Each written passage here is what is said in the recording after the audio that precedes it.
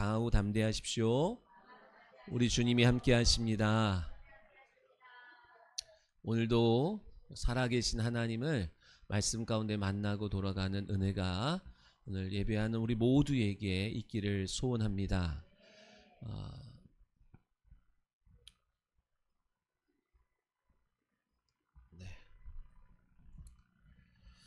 오늘 요한복음 4장 39절로 45절 말씀을 통해서 믿고 알고 살고라는, 우리가 제일 좋아하는 쓰리고잖아요. 그죠? 고스톱 하시는 분들은 알겠지만 쓰리고 뭐요? 믿고 알고 살고라는 제목으로 하나님의 말씀을 나눌 때, 오늘 이 말씀이 우리의 영혼 가운데 비추고 영혼의 생명이 되고 능력이 되는 귀하고 복 있는 시간이 되기를 소원합니다. 믿고 알고 산다는 거, 여러분 전제가 있어요. 믿기 위해서는 반드시 먼저 전하는 일이 있어야 믿을 수 있는 겁니다. 전하지 않고 믿는 일은 없어요. 하나님의 원리예요. 누구든 영생을 얻는 길은, 하나님을 믿는 길은 전도자의 증거로 전하는 일을 통해서 믿게 되는 줄 믿습니다.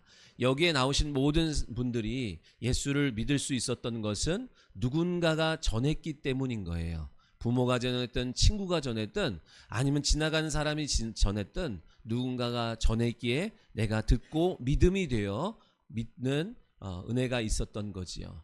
그러면 믿는 것으로 끝나지 않고 아는 삶을 살아가는 것, 아는 것은 가르침이 있어야 알 수 있다는 사실을 믿으시기 바랍니다. 오늘 우리의 신앙이 믿는 거에 끝나지 아니하고 하나님을 더 깊이 알아가는 은혜와 축복이 있어야 합니다.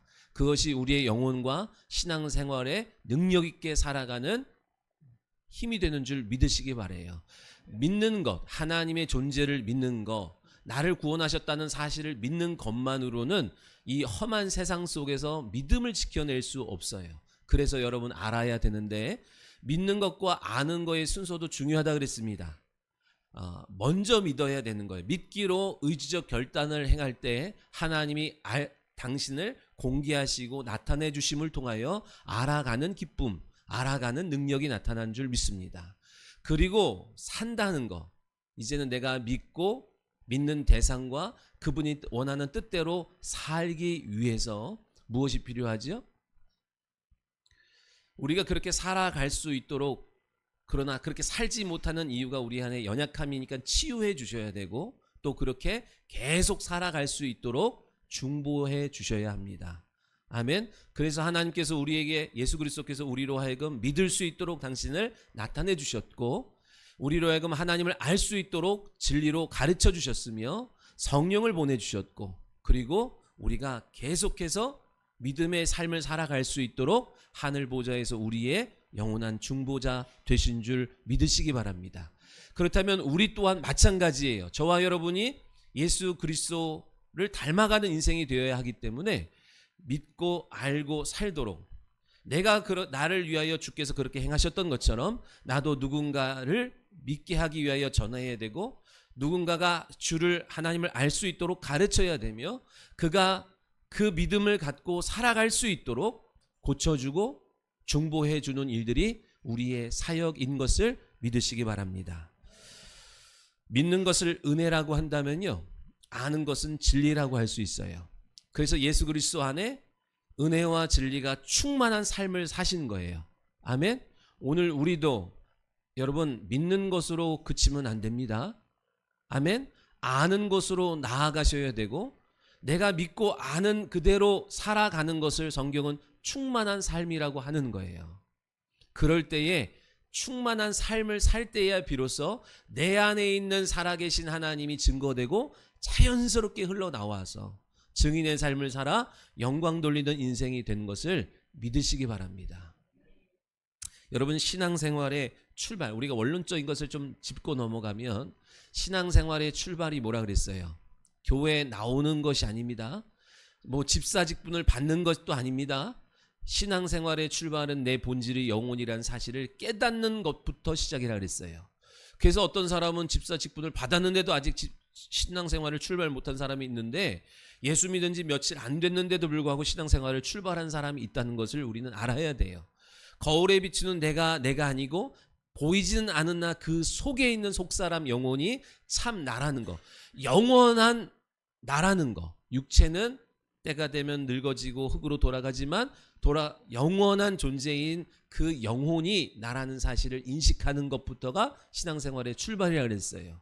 그러므로 말미암아 우리가 육체의 양식이 필요한 것처럼 영혼의 양식이 필요하다는 사실을 알게 될 것이고, 그래서 영혼의 양식인 영생의 말씀을 듣기 위해서 여러분 나온 줄 믿습니다.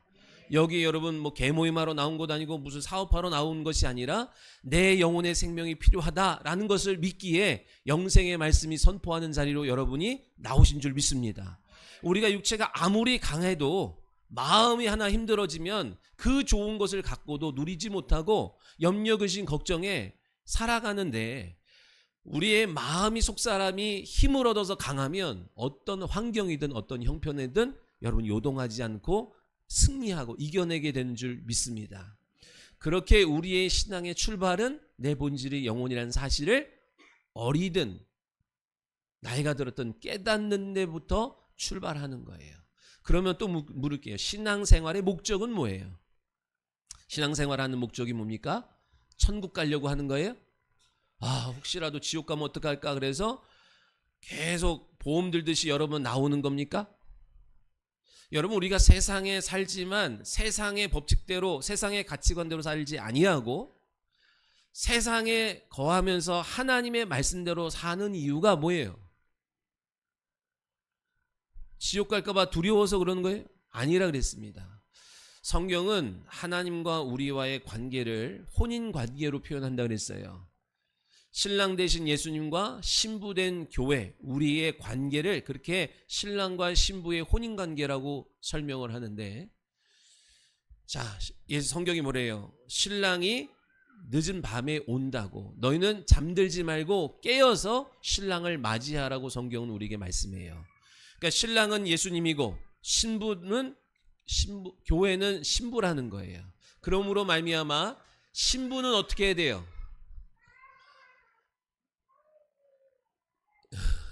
신부는 어떻게 해야 돼요? 때리지 마요. 신부는 어떻게 해야 돼요? 신랑을 맞이할 준비를 하는 거예요. 신부가 신랑을 맞이하는 준비는 단장하는 거라고요. 그죠? 분명히 혼인잔치 약혼을 하고 돌아갔어. 내가 당신을 데리러 오는 혼인잔치 하러 올 테니까 준비하라고 그랬으면, 주님이 다시 온다 그랬으니까 우리는 다시 오는 그날이 정말 멸망하는 날이 아니라 혼인잔치라고 여러분은 믿으셔야 돼요. 근데 그 혼인잔치에 참여하는 사람이 누구예요? 단장한 사람만 혼인잔치에 참여합니다. 믿으시면 아멘. 그렇기 때문에 여러분이 최고로 이뻤던 때가 언제예요?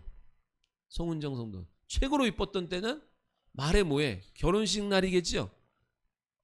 요즘인가요? 요즘이에요? 여러분 아내된 신부된 여러분의 인생 가운데 가장 빛났던 때가 언제예요? 최지혜 성도님, 언제예요? 지금인가 봐요. 그 결혼식 날을 디데이로 잡고 여러분 어떻게 해요? 살을 빼고 피부 마사지 받고 네일샵 가고 뭐 머리도 만지고 그 날을 위하여 여러분 힘써 자신을 단장했죠? 그죠? 신랑을 맞이하고 하객들을 맞이하며 가장 아름다운 모습의 사진을 남기려고. 근데 지나고 보면 얼마나 촌스러워요. 요즘에 또 지나면. 그죠? 그거예요. 오늘 우리는 다시 오실 주님을 맞이하기 위해서 우리의 영혼을 단장하는 거예요. 그것이 신앙생활인 줄 믿으시기 바랍니다.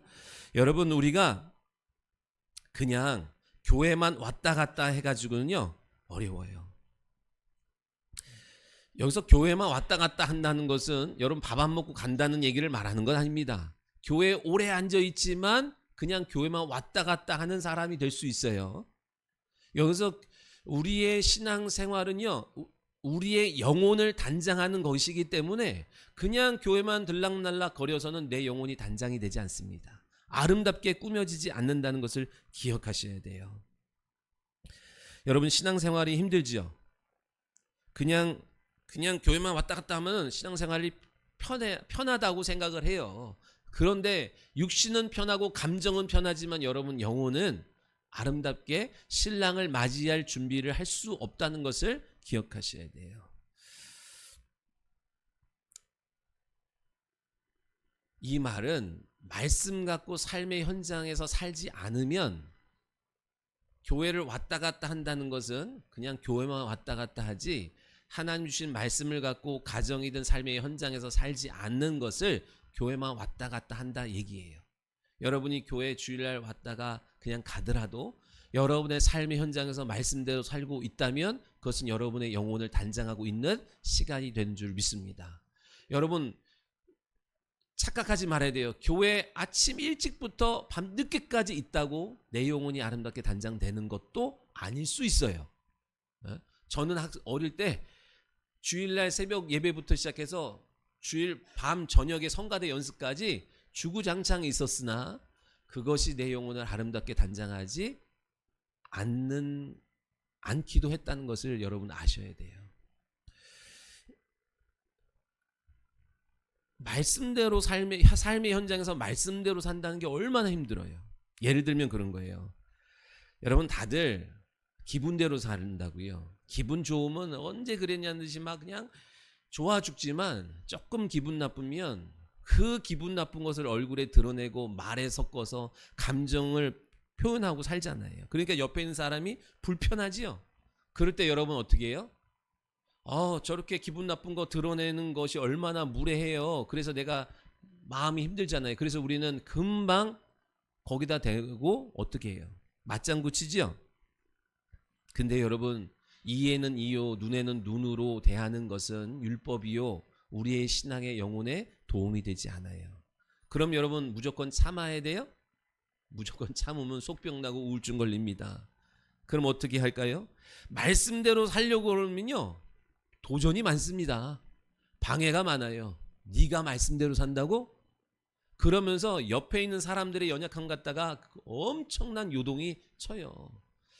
그때 우리는 잘 믿음으로 가다가 폭삭 쏟아놓는 일들이 하루 이틀이 아닙니다. 여러분 그럼 어떻게 해야 돼요? 무조건 참아야 돼요? 참으면 우리가 얼마나 참겠어요? 아니요. 말씀 때문에 받게 되는 그 상한 심령을 들고 하나님 앞에 나오는 것이 길이요 생명이 되는 줄 믿으시기 바랍니다. 오늘 여러분 하나님 앞에 나올 때 여러분 마음 얼마나 상했어요? 여러분이 사리사욕 채우려다가 마음 상한 거 말고 자존심 세우려고 하다 마음 상한 거 말고 여러분 기분 주장하다가 마음 상한 거 말고 하나님의 말씀 때문에 삶의 현장에서 마음 상했는데 거기다 풀지 않고 하나님 앞에 들고 나온 그 상한 심령이 있다면 오늘 여러분 예배의 주인공이 될 줄 믿습니다.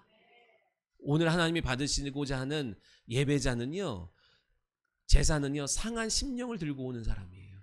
말씀 때문에 심령이 상한 거 그거 주님 앞에 들고 올 때 거기 그 사람에게 복이 있다고 주께서 말씀하셨어요. 다윗이 기름 부음 받은 사울을 손대지 않아요. 왜? 하나님이 기름 부으셨기 때문에 내가 원수 갚지 않고 하나님 앞에 돌려서 맡깁니다. 우리도 마찬가지예요. 하나님의 형상을 소유하고 기름 부음 받은 왕 같은 제사장 아닙니까? 나도 그렇고 여러분도 그렇고. 그렇죠? 우리 모두를 뭐래요? 왕 같은 제사장이라 그러죠? 기름 부음 받은 자라 이야기예요. 그러니 내가 손대는 거 아니라고요. 내 자식도 훈계할 수 있지요. 여러분 우리가 말로 해서 되어지지 아니하고 하나님께 옮겨놔야 됩니다. 그럴 때 하나님께서 반드시 해결해 주세요. 고쳐주시고 온전케 하세요. 이거를 믿지 못하니까 내가 나의 의를 주장하느라고 손대니까 어떤 일이 벌어져요? 마귀가 역사할 수 있는 근거가 거기서 또 제공되는 거예요. 우리는 하나님이 주신 하늘의 자원을 갖고 부지런히 구하고 두드리고 찾아서 약속된 하늘의 자원을 가져다가 내 영혼을 단장하는 일에 힘써야 되는 거예요. 믿으시면 아멘. 신앙생활의 목적이 여러분 우리가 잘 먹고 잘 살고 육체의 성공에 있지 않습니다. 신앙생활은 다시 오실 신랑 되신 예수님 그 혼인잔치에 참여하기 위하여 저와 여러분이 각자의 영혼을 무엇으로? 하나님의 예비된 자원으로. 에스더가 왕후가 되기 전에 나라에서 그 왕의 국고와 재산을 갖고 신부들을 단장합니다. 준비시키는 것처럼 하나님의 자원을 갖고 모든 성도들의 영혼을 단장할 수 있도록 자원을 제공하겠다고 약속하셨어요. 저는 헤어가 안 됐는데요. 저는 네일이 안 돼 피부 마사지를 못했는데 그거는 본인이 구하지 않아서 그러는 거예요. 내 영혼을 마음껏 단장할 수 있는 모든 자원은 하나님께서 예비해 놨는데 그것을 가져다 쓰는 것은 여러분의 몫인 거예요. 믿음으로 가져다 여러분의 영혼을 아름답게 단장하는 일에 부지런히 힘쓰는 저와 여러분 되시기를 소원합니다. 여러분, 예수님께서 우리의 영혼을 가장 아름답게 단장하는 그 구체적인 게 뭐냐면 단 하나예요. 주님이 명령하신 말씀에 순종하는 거. 기도하라 그랬어요. 여러분 괴롭히려고 기도하라고 하는 거 아니에요. 안식일을 거룩하게 지켜라, 주일을 거룩하게 지켜라 하는 거 여러분 놀러 가지 못하게 하려고 막으려고 하는 거 아니에요. 너의 10개 중에 하나를 나에게 다오라고 하는 건 여러분 가난하게 하거나 여러분 심술 맞은 하나님께서 여러분 뺏으려고 하는 것도 아니에요. 만민에 가서 복음을 전파하라 하는 것도 하나님이 우리를 괴롭히려고 하는 것이 아니라 그 말씀에 순종하며 달려가는 것이 너의 영혼의 복이 되고 영혼을 아름답게 가꾸는 결과가 된다는 거예요. 그러니까 여러분 우리의 신앙생활 어떻게 해 나가야 되는지 여러분 기억하셔야 돼요. 예수님께서 고난을 당하셨는데 예수님이 왜 고난 당하셨어요? 죄가 많아서 잘못이 많아서 고난 당하셨어요? 아니요. 하나님의 말씀에 순종함으로 고난 당하신 거예요. 하나님의 말씀에 순종하여 말씀이 이루어지게 하도록 하는 과정에서 고난을 당하셨고 그 고난 당하실 때 영광을 돌렸으며 영광 받으셨어요. 믿으시면 아멘. 근데 예수님께서 그 고난을 남은 고난을 누구에게? 교회에게, 성도에게 맡겨주셨어요. 아니 그 좋은 걸 맡겨주지 왜 고난을 맡겨줘요? 왜요? 그 고난을 고난이라고만 여기면 안 된다니까요. 그 고난, 남은 고난, 말씀에 순종하여 복음을 증거하는 그 남은 고난, 십자가를 증거하고 부활을 증거하는 그 남은 고난을 우리에게 맡기신 것은 너 영광 돌려라, 영광 받는 자녀가 되라 라고 하는 거예요. 하나님이 주시는 것은 항상 고난의 포장지에 사람들이 볼 때 매력 없는 것에 대한 포장지로 담아오기 때문에 믿음이 없으면 그 선물을 받지 않는다 그랬어요. 말은 고난이지만 실제는 우리의 영혼을 가장 아름답고 존귀하게 만드는 재료인 줄 믿으시기 바랍니다. 물론 그 과정은 힘들고 괴롭지만 여러분 영혼만 바라보고 달려가는 거예요. 우리의 영혼이 가장 아름답게 단장되게 되는 줄 믿으시기 바랍니다. 여러분 가서 복음을 전해보고 말씀을 가르쳐 보려고 해봐요. 얼마나 그 속에 있는 영적 존재들이 거세게 저항하는지 모릅니다. 자존심 상하게 하고 마음에 상처 주는 일들이 얼마나 많은지 몰라요. 그러나 그 영혼만 바라보며 가는 거예요. 그것이 그렇다고 그 사람이 나한테 잘해주는 것도 아니고 내가 그를 위하여 눈물 흘리며 기도하고 가르쳤던 거 알아주지 않아도 그것이 내 영혼을 가장 아름답고 존귀하게 가꾸는 단장하는 비결이 되기 때문에 누가 돈을 주지 않아도 누가 인정해 주지 않아도 묵묵히 그 길을 끝까지 가는 거예요. 그게 성도의 실력인 줄 믿으시기 바랍니다. 그러니까 여러분 신앙생활 하는 것은 하나님을 위해서 하는 거예요? 목사님을 위해서 하는 거예요? 자기 자신을 위해서 하는 거예요. 그래요. 자기 자신을 위해서 하는 거예요. 여러분 나조차고 여러분 신앙생활 한다고요? 빨리 정신 차려야 돼요. 그러니까 목사를 위해서 여러분 하는 거 아닙니다. 아멘. 나도 내 영혼을 위해서 지금 달려가는 거예요. 생명은 은혜로 공짜로 받았지요 여러분. 그러나 풍성한 삶은 예수 그리스도께서 우리 안에 오셔서 뭘 주신다 했어요? 생명 주시고 풍성한 너의 삶을 풍성케 하시겠다고 약속했지요.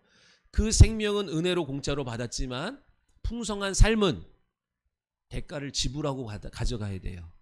믿음을 내어놓고 하나님이 약속하신 풍요를 내가 가져다 사는 거예요. 누리는 거예요.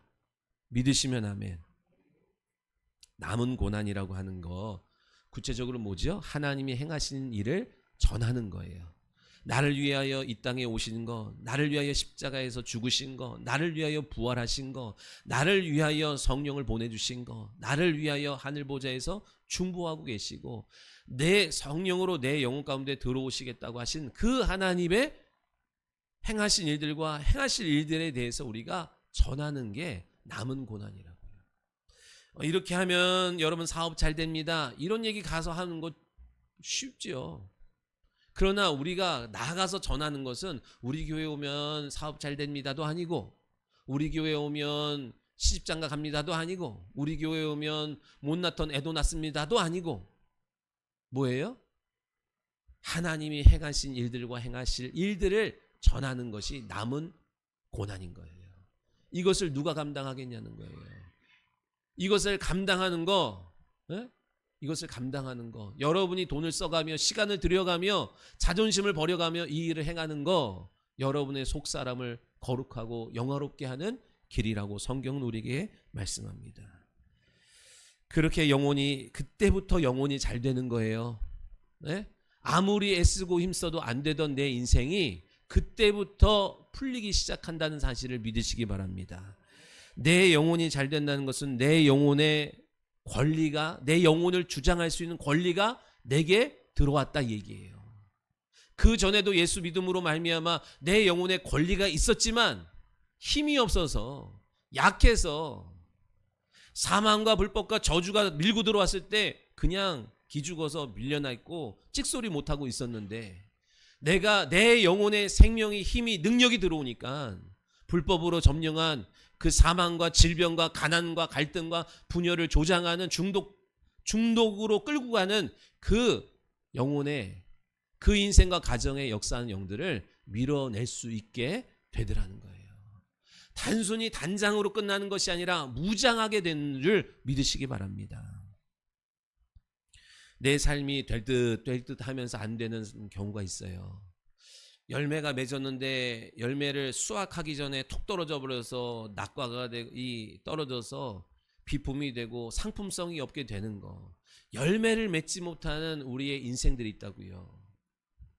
그거 해결하는 길은요, 여러분이 이렇게 해도 되고 이렇게 해도 저렇게 해도 안 될 때는 여러분 복음 증거하는 일에 집중하십시오. 그러니까 교회를 데려오라는 얘기가 아니라 하나님이 행하신 일들, 그 영혼을 향하여 하나님이 행하신 일들을 내가 전하겠다 마음 먹고 움직이면 그때부터 여러분의 영혼에 빛이 비치고 생명이 들어가서 여러분 자연스럽게 안 되게 되는 요인들이, 영적 요인들이 있다고요. 네?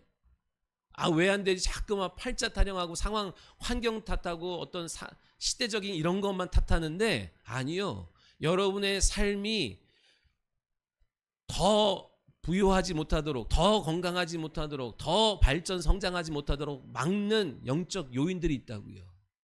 근데 그것이 오늘 우리가 하나님의 말씀에 순종하고 나아갈 때에, 내 영혼의 생명이 들어올 때 그것이 하나 둘씩 밀려나가면서 여러분의 인생 속에 안 되던 것이 하나 둘씩 풀려나가게 된 줄 믿으시기 바랍니다. 오늘 우리의 삶에 얼마나 어둠과 사망과 불법들이 하나 둘씩 여러분 불러들였는지 몰라요. 과거에 하나님 모르고 내 멋대로 사는 과정 속에서 얼마나 이것저것 의지하고 사랑하고, 여러분이 탐닉하느라고 불러들인 게 얼마나 많은지 지레 짐작도 못해요. 그것이 내 인생 속에서 내가 예수를 믿고 하나님의 자녀가 되었음에도 불구하고 약속된 권리를 누리지 못하게 만든다는 거예요. 그런데 여러분 돌이키셨잖아요. 그리고 이제 하나님의 말씀으로 내 영혼을 채우기 시작했잖아요. 그럼 반드시 믿기 전과 믿은 후가, 믿은 지금부터 더 알아가는 과정 속에서 달라진 내 삶을 보게 될 줄 믿습니다. 사마리아 여인이 예수님을 인격적으로 만났어요. 그리고 물동이를 버려놓고 내려놓고 마을로 들어갑니다. 인격적으로 만났다는 것은 무엇을 말하냐면 그분이 메시아라고 하는 것을 그 영혼이 알게 되었다는 것이에요. 여러분, 인격적으로 만나지 못했다는 것은 그냥 우리가 지적인 혼적 영역에서 그분이 하나님이래 라고 하는 교리적으로 아는 거고, 그분이 살아계시며 나의 하나님이 되시고 나를 사랑하시며 나의 모든 것을 아시는 하나님이라는 사실을 내 영혼이 알게 되는 것을 인격적으로 알게 됐다는 거예요. 그렇게 사마리아 여인이 그분이 메시아라는 것을 인격적으로 그 영혼이 알게 되자 어떻게 해요? 마을로 들어가요. 39절에 내가 행한 모든 것을 그가 내게 말하였다 증언하므로 그 동네 중에 많은 사람들이 믿게 되었다. 여러분, 내가 행한 모든 것을 내게 말했다라는 뜻이 뭔지를 여러분 좀 이해하면 좋을 것 같아요.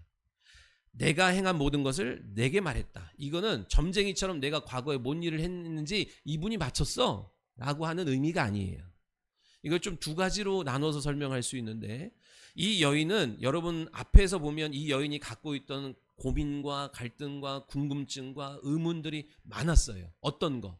신앙에 대해서, 영혼에 대해서, 예배는 어디서 어떻게 드려야 되는지, 이 내 영혼의 목마름을 어떻게 해결해야 되는지에 대해서 지금 여러분 뭐예요? 신구약 중간기를 지나서 지금 예수님이 오셨으니까 선지자도 없던 때라고요. 누구도 이 영혼에 대한 갈급함을 해결해 줄 길이 없어서 고민하고 어떡하지 하고 있던 찰나였어요. 그때 내가 궁금해하고 갈급해하던 문제에 대해서 질문했는데 막힘없이 술술술 알려주신 분이 왔다, 이 얘기예요.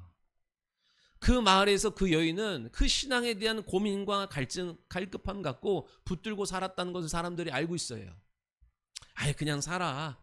그럴 수 있지, 뭐 모르면 어쩔 수 없지 라고 그냥 치부해버리고 사는 사람도 있었지만, 어떻게 하든 이 갈급함, 영혼의 갈급함이 어디서 해결이 될지 몰라서 갈급했던 이 여인에게 그분이 처음에는 라비오 선지자인 줄 알았는데, 그죠? 그래서 부지런히 물어봤어. 그런데 결국에는 그분이 누구다? 메시아라는 것을 알게 됐어요. 여러분, 갈급함이 있는 사람에게는요, 진리의 말씀으로 딱 건드려만 줘도 확 깨어납니다. 내게 갖고 있던 것들이 딱 조합이 됩니다. 그래서 답답해서 묶여서 어떻게 할지 모르던 사람이 딱 말씀으로 열어주면 자유함을 갖고 이제 막 움직여 나가게 됩니다. 근데 이제 문제는 고민도 없고 알고자도 안 하고 갈급함도 없는 사람에게는요, 막 쏟아부어도 그냥 다 쏟아지는 거예요. 콩나무 시루에 물을 붓어서 그래요. 그러면서도 잘하는 것이 있기 때문에 그것을 믿고 쏟아붓지만, 갈급한 사람은요 일치월장합니다. 착착착 차고 올라가요. 여러분, 여러분의 그 답답함을 육신의 문제라고 여기지 아니하고, 영혼의 문제가 있구나, 이것을 어떻게 풀어야 될지 라고 하는 영혼의 갈급함으로 들고 나올 때 말씀이신 하나님께, 성령께서 여러분의 고민을 해결해 주실 줄 믿습니다. 내가 답답했던 모든 거 알게 하신 분, 누구도 내 답답함을 풀어주지 못했는데 풀어주신 분 와서 봐라 하는 거예요. 또 하나는요, 당시 사마리아 사람들은 북이스라엘과 남유다로 나눴다 그랬잖아요. 이걸 다 설명할 수는 없지만, 북이스라엘에 있는 사람들은 예언서, 선지서를 읽지 않아요. 그 뭘 읽냐면 모세오경, 그죠? 율법서만 갖고 있어요. 그 예언서는 보통 이제 열왕기 이제 넘어가고, 그들이 갖고 있는 보는 성경은 율법서예요, 모세오경. 그래서 모세오경에 신명기 18장 18절 한번 여러분 읽어볼까요? 띄워주세요. 시작.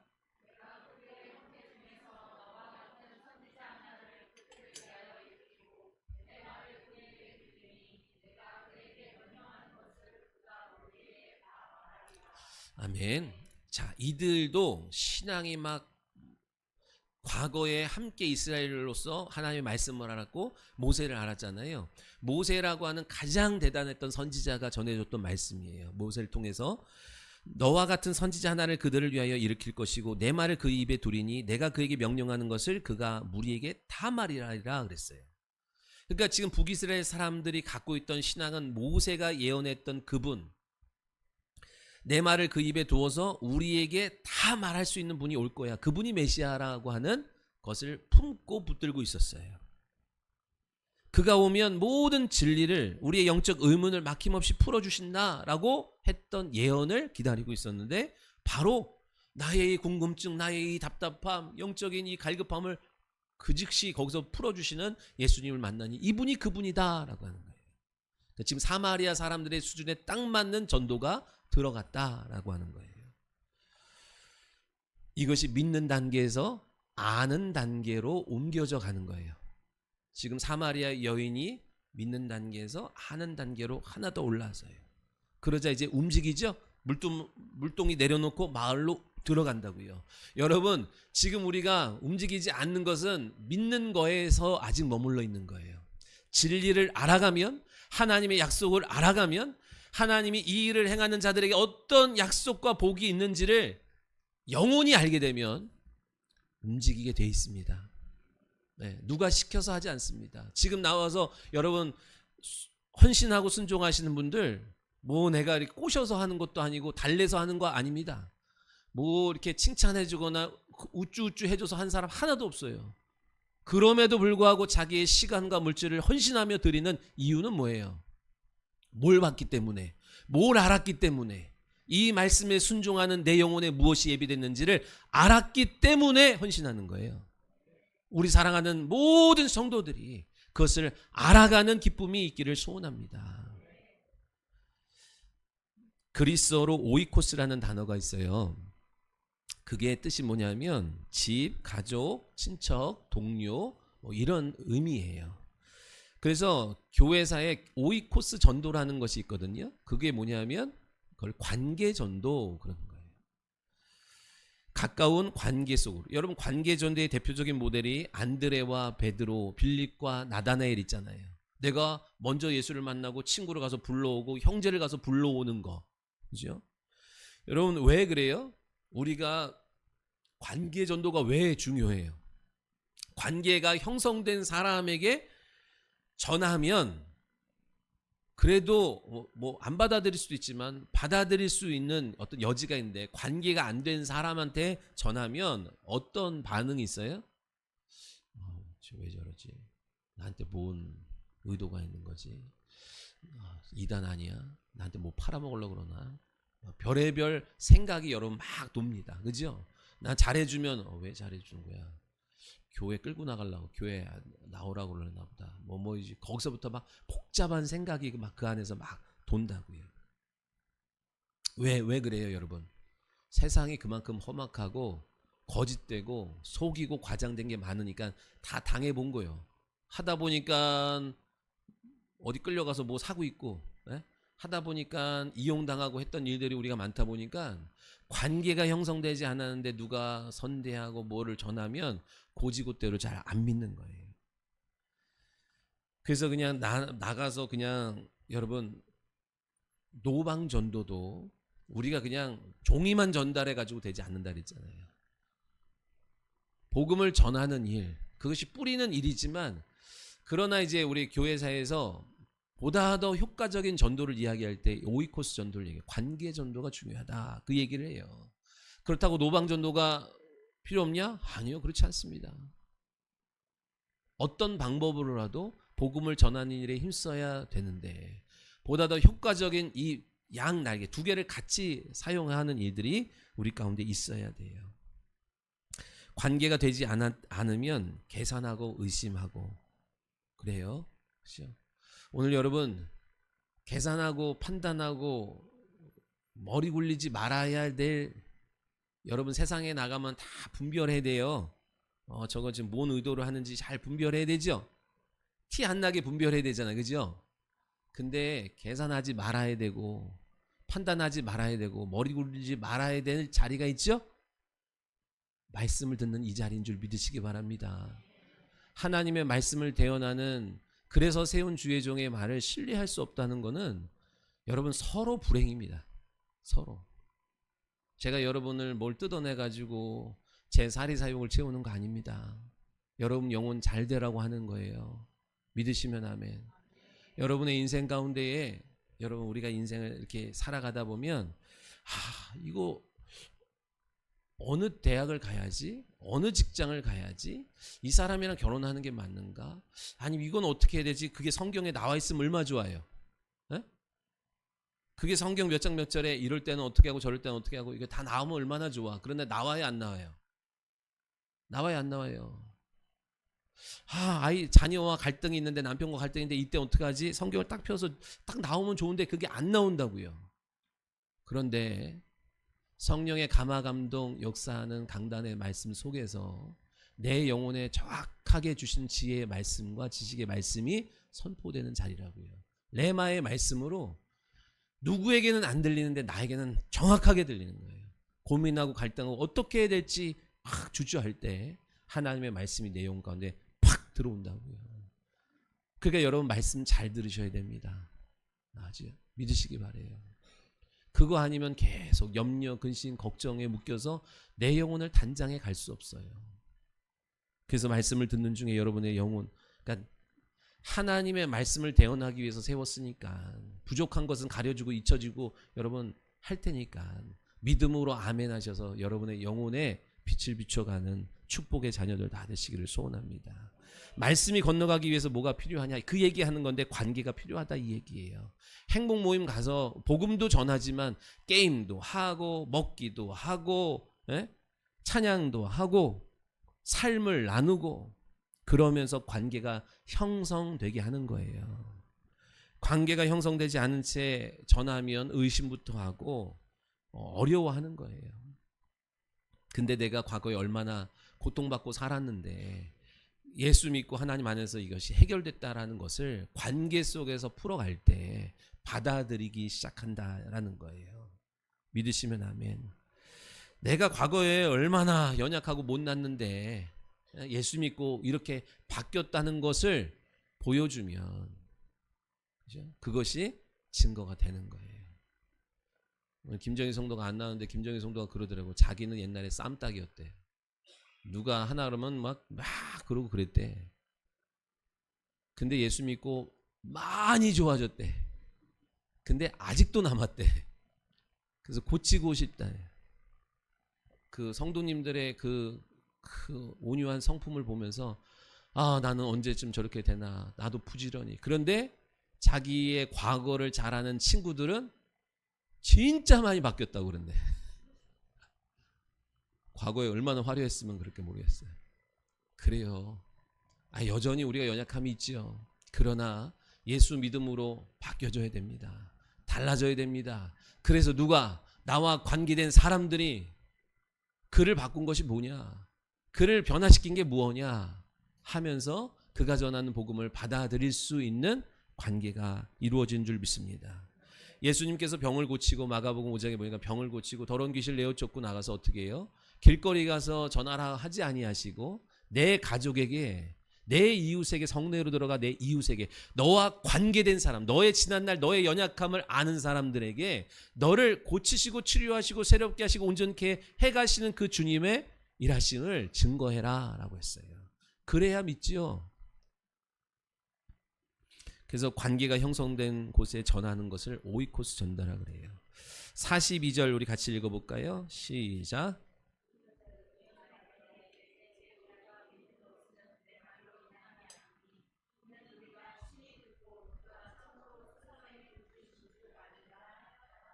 아멘. 이 말씀을 잘 읽어봐야 되는데 오해할 수 있어요. 보세요. 여자에게 이르되, 사마리아 여인, 자기에게 예수님을 소개해줬던 그 여자에게 마을 사람들이 얘기하는 거예요. 이제 우리가 믿는 것은 너가 말해서 믿는 거 아니니 이는 우리가 친히 듣고 그가 참으로 세상의 구주신 줄 알미라. 이게 뭐냐면 믿음에서 알므로 이제 확장되어 가는 얘기를 하는 거예요. 이 여인, 사마리아 우물가 여인을 통해서 마을 사람들이 예수님 앞으로 나왔고 그분을 영접했고 그분을 믿었어요. 근데 예수님이 거기에 이틀을 유하시면서 말씀을 가르치셨어요. 그러므로 이제 믿음이 아는 것으로 너가 전에서 알게 된 그 믿음보다 이제는 우리가 그분을 알게 됐다라고 하는 거예요. 구주신 줄을, 진리를 우리가 이제 알게 됐다 얘기예요. 너가 전한 거 뭐 그 무시하거나 그런 의미가 아니라 너가 전하여 만났던 그 믿음에서 이제는 진리로 더 깊이 그분이 어떤 분이신지를 알게 됐다는 거예요. 신앙생활에는요 여러분 단계가 있는 거예요. 아무리 교회 와서 빨리 뭐 이렇게 저렇게 해도 좀 더 빠르고 좀 느릴 수는 있으나 과정 없이 신앙은 성장할 수 없어요. 네? 여러분, 예수님의 제자들이 처음부터 주는 그리스도시요 살아계신 하나님의 아들이십니다 고백했어요? 아니요. 처음에는 랍비요, 선생이요, 선지자요 그러다가 그들도 그 신앙의 과정 속에서 예수님이 행하시는 일들 속에서 처음엔 두렵고 신기하다, 저게 뭐지 하다가 그분이 그리스도시구나, 하나님의 아들이시구나라고 하는 믿음의 단계적 성장이 나타났다고요. 그래서 예수님이 부지런히 가르치시는 거예요. 근데 가르쳐도 안 되는 이유가 있어. 그 속에 틀어 박힌 견고한 진들을 허물어 주시는 치유가 동시에 작동하는 거예요. 여러분, 신앙생활을 오래 하는데도 신앙이 성장 안 되는 이유가 있어요. 여러분이 자꾸만 여러분 인생 가운데 딱 놓는 견고한 진이 있어. 내 가치관, 내 이념, 정치적 이념, 특히 그런 거, 그거 진리가 안 들어가게 만듭니다. 그것 때문에 100개를 줘도 하나가 들어갈까 말까 막고 있다는 것을 알아야 돼. 그래서 예수님이 그것부터 치워라. 네? 중독, 그것부터 치워라. 고쳐줘라. 그럴 때 비로소 믿음의 단계에서 진리의 단계로, 그러니까 은혜의 단계에서 진리의 단계로 성장하게 되는 거예요. 사마리아 여인이 전해서 동네 사람들이 예수께 나와 믿게 되었고, 예수님이 가르쳐 주시니까, 그러니까 전하여 믿게 됐고 가르침으로 통하여 알게 된 거예요. 아멘. 그러니까 전하는 사람도 있어야 되고 가르치는 사람도 있어야 되고, 우리는 여러분이 어떻게 되길 원하는 거예요? 둘 다 해야죠. 그리고 더 나아가서 그가 그렇게 살 수 있도록 옆에서 중보해 주는 그런 동역자가 되어주는 데까지 나가야 될 줄 믿습니다. 야곱의 신앙이 뭐예요? 야곱의 신앙은 아브라함의 하나님, 이삭의 하나님에 대한 믿음이었어요. 이 말이 뭐냐면, 아브라함 할아버지의 믿음으로 인해서 내가 믿게 됐어. 아버지의 믿음으로 내가 믿게 됐어요.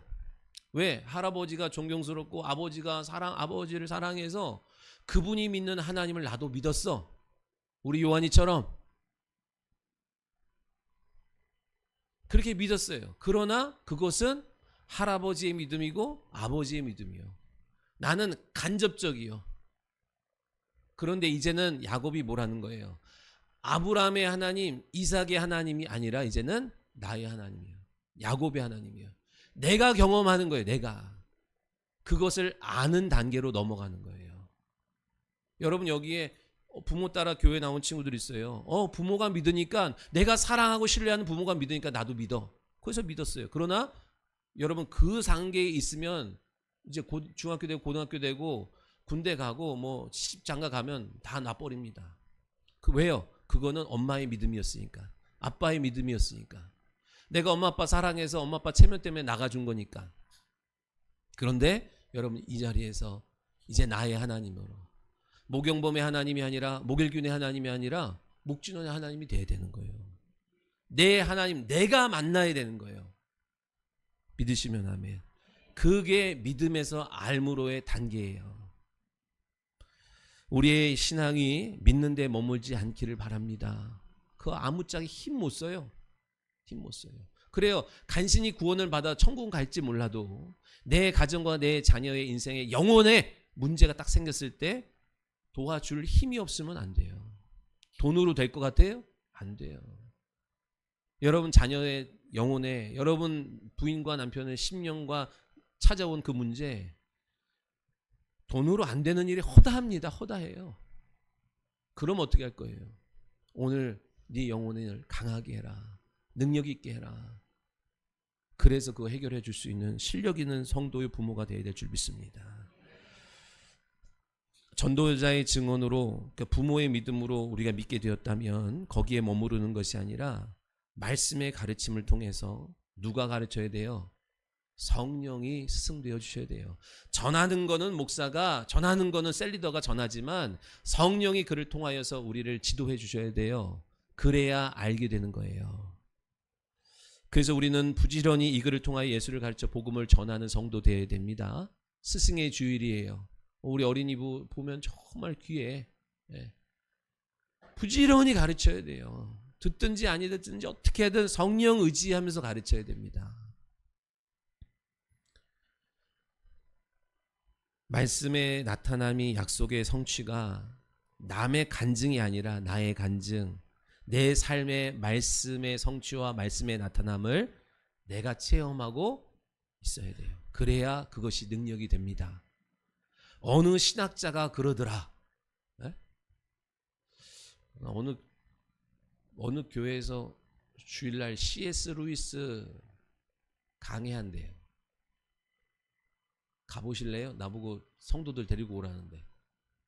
C.S. 루이스가 한 말을 묻어라고 해. 예수님이 하신 말씀 전하기도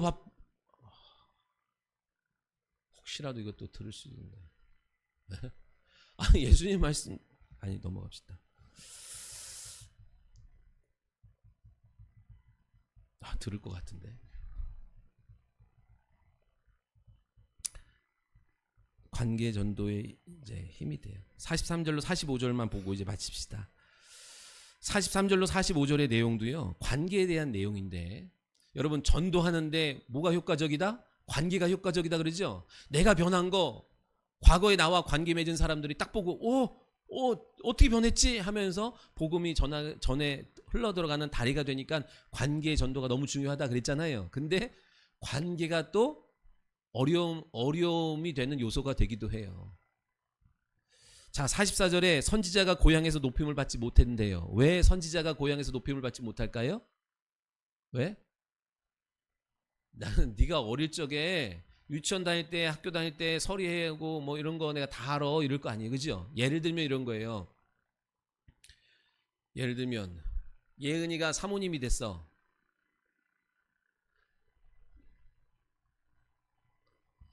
이렇게 일단 넘어가자. 요한이가 목사님이 됐어. 전도사님이 됐어. 그래가지고 딱 말씀을 전하면은 어린이부 예매받아 네가 울었던 걸 내가 기억한다. 그러니까 그 말씀이 은혜가 돼요, 안 돼요? 이제 방해가 될 수 있잖아요, 그죠? 그래서 개교회 출신 목회자들이 개교회에서 목회하는 게 조금 어려움이 있어요. 그럼 어떻게 해야 돼요? 그래서 다 다른 교회 가. 왜? 내가 맨날 옛날 어리고 코 올리고 막 장난치고 말썽 부리던 나의 모습을 다 성도님들이 이제 나이 드신 성도님들이 아는데 여기 와서 말씀을 전하고 뭐 하나님에 대해서 논하고 그러면은 아이고 속으로 이제 아이고 막 그럴 거 아니에요, 그죠? 근데 여러분, 그래서 갈릴리 예수님 살던 동네 사람들도 예수님 처음에 환영 안 했어요. 그런데 어떻게 됐대요? 45절 같이 읽습니다. 시작. 자기들도 명절에 갔다가 예수님께서 명절 중 예루살렘에서 하신 모든 일을 보았습니다. 아멘. 처음에는 무시했어요. 안 믿었어요. 목수의 아들 요셉, 마리아의 아들 요셉 그랬다고요. 그런데 영접하지 않았는데 명절이 돼서 예루살렘 성에 올라가다가 본 거예요. 뭐를? 그분이 행하시는 말씀이 나타나는 거예요. 네? 과거 구약의 선지자들이 예언했던 그 메시아가 오면 된다는 일들, 행할 일들이 그 명절 예루살렘 성전에서 안진뱅이가 막 눈을 일어나고 소경이 눈을 뜨면서 혈루병 앓던 여인이 고쳐지고 막 이런 일들이 체험하니까 비로소 과거에 우리 동네 코 올리게 목수의 아들 그건 온데간데 없어요. 그러니까 여러분, 우리 교회에서 여러분이 어떻게 살아왔든 하나님의 말씀이 내 인생 가운데 나타나기 시작하면 그 영권 앞에 사람들이 과거는 과거고 이제는 하나님의 종으로 인정해 주게 되는 거예요. 믿으시기 바랍니다. 우리 다 옛날에 과거 들춰보면 다 연약한 게 많잖아요. 그죠? 그죠? 그래서 우리는 늘 겸손해야 돼요. 겸손하면서 하나님의 말씀에 힘입어서 강하고 담대하게 전하는 자 되실 때에 관계라는 것이 우리의 길을 막지 못하고 도리어 그 관계가 복음이 흘러가는 놀라운 능력의 통로가 될 줄 믿으시기 바랍니다. 아멘. 기도하겠습니다.